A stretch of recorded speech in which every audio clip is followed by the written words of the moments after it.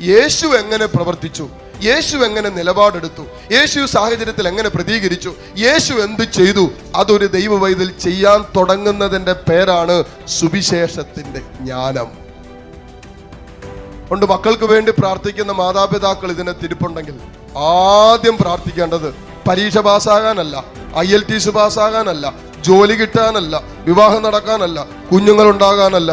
ദൈവമേ, എൻ്റെ ജീവിത പങ്കാളിക്കും എൻ്റെ കുഞ്ഞുങ്ങൾക്കും എൻ്റെ മക്കൾക്കും ദൈവീക സുവിശേഷത്തിന്റെ ജ്ഞാനം നൽകണമേ. IELTS പാസ്സായത് വിദേശത്ത് പോയി, ആ വഴിക്ക് ഒരുത്തനൂടെ പോയാലോ? IELTS പാസ്സാകാൻ വേണ്ടിയല്ല അമ്മ പ്രാർത്ഥിച്ച. കർത്താവ് IELTS പാസ്സാക്കി, 8 മാർക്കും കിട്ടി. 7 കിട്ടിയാൽ മതി, 8 കൊടുത്തു, പാസ്സായി. അത് വിദേശത്ത് ചെന്നു, അവിടെ ഒരുത്തനെ കണ്ട് പാപത്തിൽ കഴിയുന്ന ഒരുത്തനുമായിട്ട് നാളുകൾ പാപം ചെയ്ത് ജീവിക്കുവാണെങ്കിലോ? പരീക്ഷയ്ക്ക് ജയിക്കാൻ വേണ്ടിയല്ല, അതിനേക്കാൾ ഉന്നതമായ ഒരു ലക്ഷ്യമുണ്ട്, ഒരു പ്രാർത്ഥനാ വിഷയമുണ്ട്. എൻ്റെ കുഞ്ഞുങ്ങൾക്ക് ദൈവീക ജ്ഞാനം കിട്ടണം, ഈ സുവിശേഷത്തിന്റെ ജ്ഞാനം എനിക്ക് കിട്ടണം. എൻ്റെ കുഞ്ഞുങ്ങൾ പഠിക്കുന്നതിനപ്പുറം ദൈവവചനത്തിന്റെ ജ്ഞാനം വരണം. അല്ലെങ്കിൽ നാളെ ആ മക്കളെ ഓർത്ത് ചില മാതാപിതാക്കൾ വേദനിക്കേണ്ടി വരും. ഇന്ന് വേദനിക്കുന്ന ചില മാതാപിതാക്കളുടെ പിന്നാമ്പുറങ്ങളിലേക്ക് ഇറങ്ങിച്ചെന്നാൽ ഇന്നലകളിൽ മക്കൾക്ക് സുവിശേഷത്തിന്റെ ജ്ഞാനം പങ്കുവെക്കാൻ മറന്നുപോയതിന്റെ ഒരു ഹിസ്റ്ററി ഉണ്ടാകും. നമ്മുടെ മക്കളെ നമ്മൾ നിർബന്ധിക്കണം. എന്തെല്ലാം കാര്യത്തിൽ നമ്മൾ നിർബന്ധിക്കുന്നു. ട്യൂഷന് പോകാൻ നിർബന്ധിക്കുന്നില്ലേ? ഉണ്ടോ? പഠിക്കാൻ നിർബന്ധിക്കുന്നില്ലേ?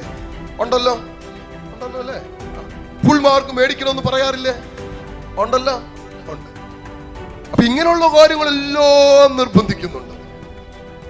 എങ്കിൽ സുവിശേഷത്തിന്റെ ജ്ഞാനം കിട്ടുന്ന വഴികളിലേക്ക് നമ്മുടെ കുഞ്ഞുങ്ങളെത്താൻ, ആ ഇടങ്ങളിലേക്ക് നമ്മുടെ മക്കളെത്താൻ അതിനുകൂടി നിർബന്ധിക്കുന്ന മാതാപിതാക്കള് ഈ കാലഘട്ടത്തിൽ ഉണ്ടാകാൻ മക്കളെ നമ്മൾ പ്രാർത്ഥിക്കണം.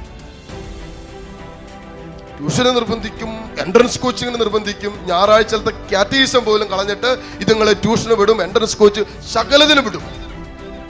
എന്നിട്ട് ഇതൊക്കെ 10ാം ക്ലാസ് കഴിയുമ്പോ പിന്നെ കൈ കിട്ടുകയല്ല. +2 കഴിഞ്ഞാൽ പിന്നെ ഇതിനൊന്നിനും കിട്ടുകയല്ലോ. എന്റെ അച്ഛാ, അവള് ഒരു അനുസരണമില്ല അച്ഛാ, പറഞ്ഞാ കേൾക്കുന്നില്ല അച്ഛാ, എല്ലാത്തിനും തറുതല പറയുക വെച്ചാ, ഭയങ്കര ദേഷ്യം വെച്ചു, ഭയങ്കര വാശിയ വെച്ചാ. അതുകൊണ്ട് മക്കളും കൊച്ചുമക്കളൊക്കെ ഉണ്ടല്ലോ വീട്ടില്, ബൈബിളും ഉണ്ടല്ലോ കയ്യില്. പറ്റുമെങ്കിൽ മാക്സിമം നമ്മുടെ കുഞ്ഞുങ്ങളെ വചനം പറഞ്ഞു പഠിപ്പിക്കുക. അതാണ് ഏറ്റവും എളുപ്പവഴി.